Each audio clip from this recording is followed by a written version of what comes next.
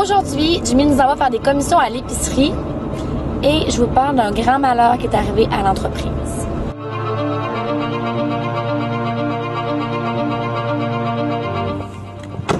En 2007, Jimmy a créé un projet touristique à Dolbeau-Mistassini au lac Saint-Jean qui s'appelle la Route des 1000 et une histoires.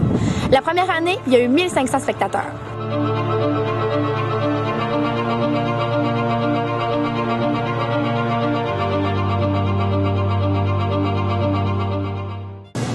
À la 5e année, en 2011, les spectateurs sont montés à 11 000 personnes.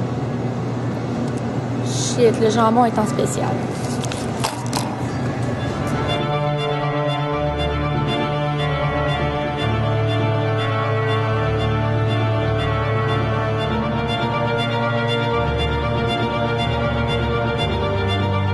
À l'automne dernier, le conseil d'administration de la Route des 1000 et une histoires dit à Jimmy qu'il doit soumissionner un projet, puis on lui dit qu'il va peut-être être sélectionné. Bon, là, il faut que je prenne un Coke Zéro pour Jimmy, puis il faut pas que je pogne un Pepsi Max hein, parce que je me le fais dire, puis je me fais chicaner. Fait que Jimmy, t'as eu un téléphone? Oui.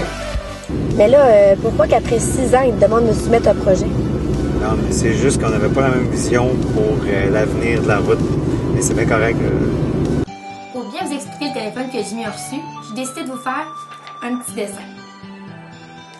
Ici, on a le nom de la route touristique que Jimmy a créée, la Route des 1000 et une histoires. Ici, on a la route et les 6 spectacles. Et finalement, on a les spectateurs qui suivent la route depuis 6 ans. Ensuite de ça, on a demandé à des auteurs de soumettre des projets, dont Jimmy, qu'on a juste ici. Alors là, on essaye les projets. Celui-là, peut-être. Celui-là, oh non, pas celui-là. Et, oh, Jimmy il est plus là. Fait que là, tu mettras pas de projet.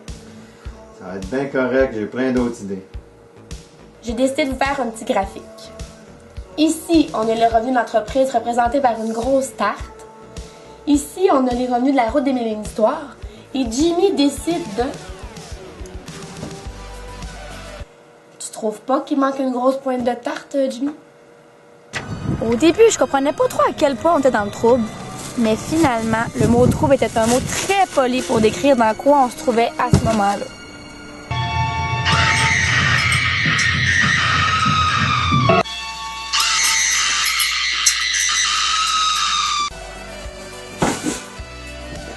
La semaine prochaine, je vous explique comment on remplace une grosse pointe de tarte en 2 mois. Écoutez ça, là, ça fait pratique.